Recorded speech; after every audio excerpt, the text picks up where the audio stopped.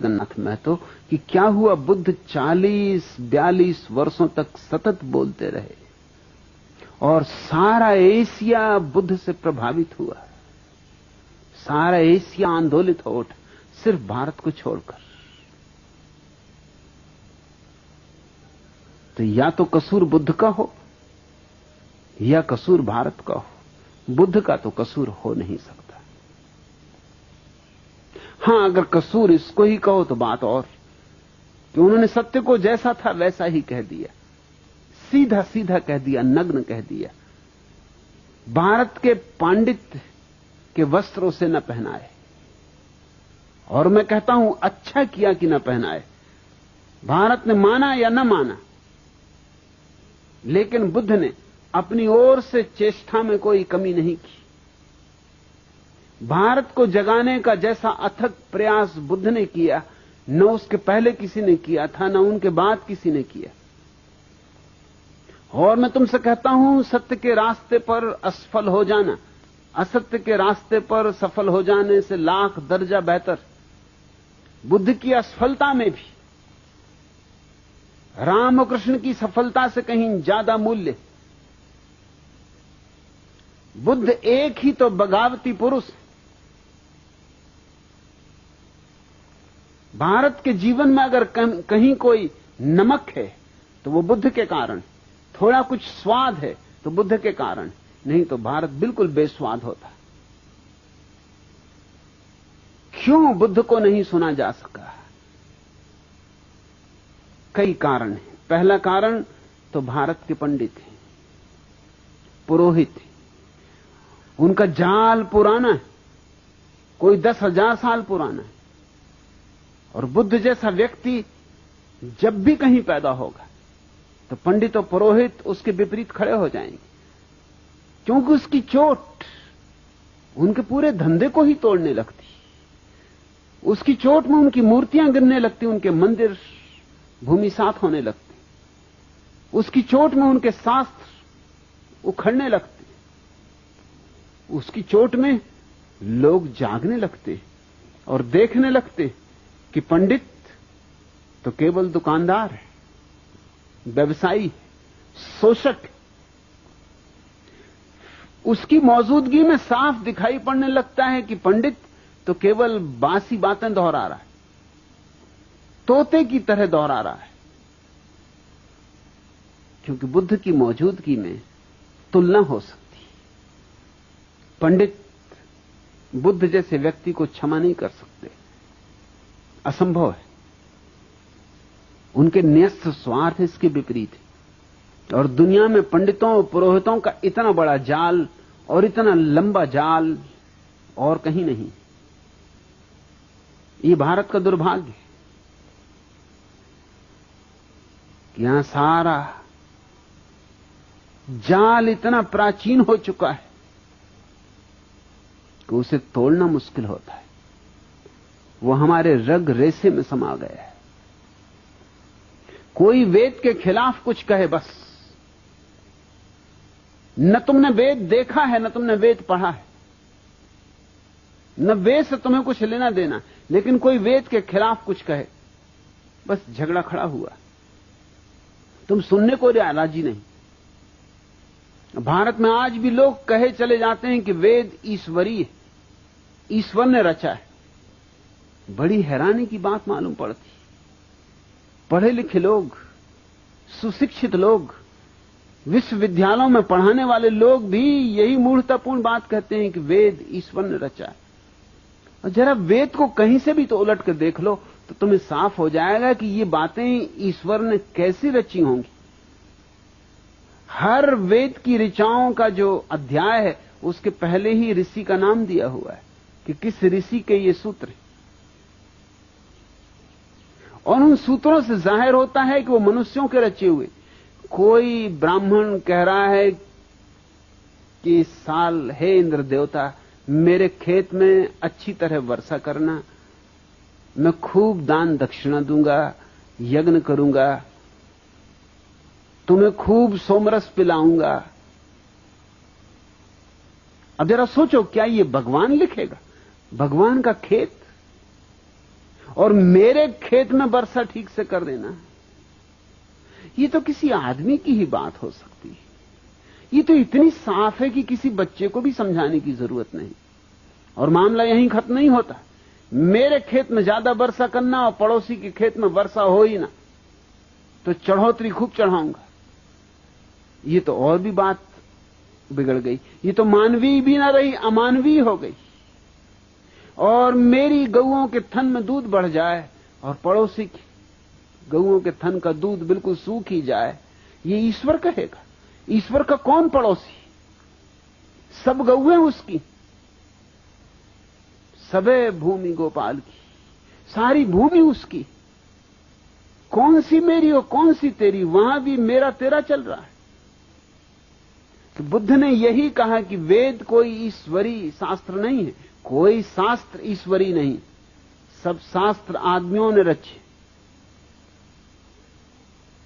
और आदमियों में कई तरह के आदमी, कुछ तो आरिफों ने रचे हैं, जिन्होंने जाना शायद वहां कुछ सत्य की दूर की ध्वनि सुनाई भी पड़ जाए, मगर ये गऊओं के थनों में दूध बढ़ जाए इसकी प्रार्थना करने वाले लोग आरिफ नहीं हो सकते। ये मेरे खेत में ज्यादा वर्षा हो जाए और पड़ोसी के खेत में ज्यादा वर्षा ना हो, ये आरिफ नहीं हो सकते। बुल्ले शाह ऐसी प्रार्थना नहीं कर सकता, कबीर ऐसी प्रार्थना नहीं कर सकते, बुद्ध ऐसी प्रार्थना नहीं कर सकते। बुद्ध ने तो अपने शिष्यों को कहा कि तुम जब ध्यान करो और ध्यान में जब तुम आनंदित हो उठो, तो ध्यान की पूर्णाहुति हमेशा इस बात से करना कि मेरे ध्यान से जो भी आनंद मुझे मिला है समस्त प्राणियों में बढ़ जाए, समस्त प्राणियों में बेशर्त बढ़ जाए, मेरा ही न रह जाए।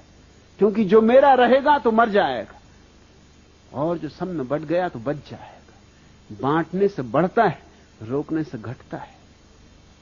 एक आदमी ने बुद्ध से जाके कहा था कि आप कहते हैं तो करूंगा, इतनी भर आज्ञा चाहता हूं कि मेरा जो पड़ोसी बहुत दुष्ट, उसको छोड़ के मैं कह सकता हूं कि सबको मिल जाए। मुझे जो आनंद मिल रहा है ध्यान से, पड़ोसी को छोड़ के सारे जगत को मिल जाए, पशुओं को, पक्षियों को, पौधों को, पहाड़ों को, जिसको कहो, मगर ये मुझसे ना हो सकेगा कि इस दुष्ट को मिल जाए, इसको भर छोड़ने की आज्ञा दे दें। बुद्ध ने कहा उसके छोड़ने में ही सब गड़बड़ हो जाएगी, क्योंकि मैं वही मन तो बदलना चाहता हूं जो दोस्ती और दुश्मनी की भाषा में सोचता है, जो अपने और पराये की भाषा में सोचता है, जो मैं और तू के भेद में सोचता है। उस पड़ोसी को तो पहले मिले फिर और सबको मिले, ऐसा तू ध्यान करना। ध्यान जब आए और आनंद जगे तो कहना पहले मेरे पड़ोसी को मिल जाए और फिर सबको। पड़ोसी को पहले मिलनी चाहिए, पड़ोसी है, तेरे से आनंद की धारा बहेगी तो पहले तो उसी को छुएगी, फिर औरों को छुएगी, फिर दूर चांद तारों को छुएगी। और तू कहता पड़ोसी को ही ना मिले, तो फिर धारा बहेगी ही कैसे? यहीं अड़चन आ जाएगी, यहीं पत्थर पड़ जाएगा। वेद ने जो कुछ कहा है वो आदमी की कामनाएं हैं, आदमी की वासनाएं। बुद्ध ने कहा कि वेद मनुष्यकृत है और वो भी बहुत साधारण मनुष्यों द्वारा निर्मित है, जिनकी कोई महत्वपूर्ण बातें भी नहीं। कहीं कभार भूल चूक से कोई वेद में सूत्र मिल जाता है जो प्रशंसा के योग्य है, 1%, इससे ज्यादा नहीं। 99% तो कूड़ा कचरा है। इस बात को सुनते ही पंडित नाराज हो गए और पंडितों का पूरा जो आयोजन था सारे जगत को ग्रसित किए हुए, उसने बुद्ध के खिलाफ जिहाद छेड़ दी। इसलिए बुद्ध को सुना नहीं जा सका, शायद मुझे भी नहीं सुना जा सकेगा। कोशिश करूंगा, कोशिश कर रहा हूं, मगर मुझे इसकी बहुत फिक्र भी नहीं और बुद्ध को भी इसकी बहुत फिक्र थी, ऐसा मत मानना। जो सुन सकते हैं वो सुन लेंगे, जिनके काम का है उन्हें मिल जाएगा, जिनके पास थोड़ी बुद्धिमत्ता है वे पी लेंगे। और बुद्धुओं के लिए क्या किया जा सकता है? फिर वो भारतीय हो या गैर भारतीय हो, बुद्धू तो बुद्धू।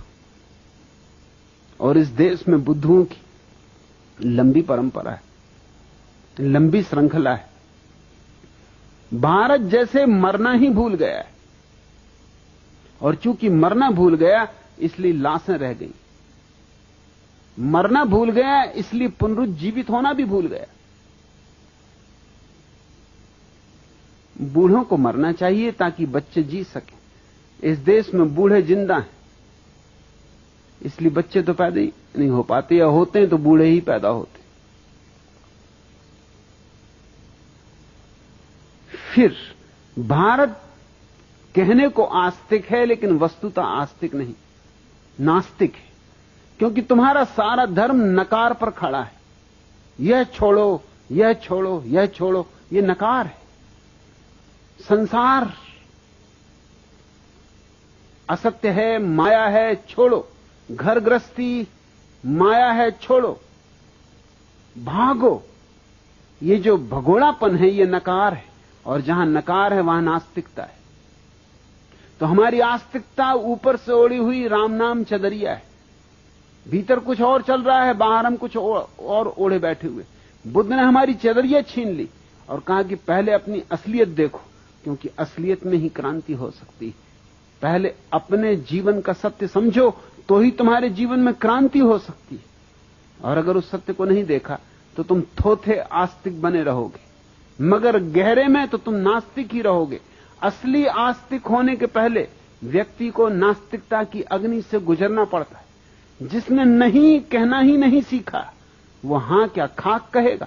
उसकी हां में बल नहीं होगा, उसकी हां नपुंसक होगी। बुद्ध ने नास्तिकता से गुजरने का पाठ दिया, बजाय इसके कि भारत उनके पाठ को सीखता, भारत ने उन्हीं को नास्तिक करार दे दिया। मैं भी तुमसे यही कहता हूं कि पहले नास्तिकता की तलवार से काट डालो सारे अंधविश्वास, सब पाखंड, गिरा दो सब जंजीरें, तोड़ दो सब अंधकार।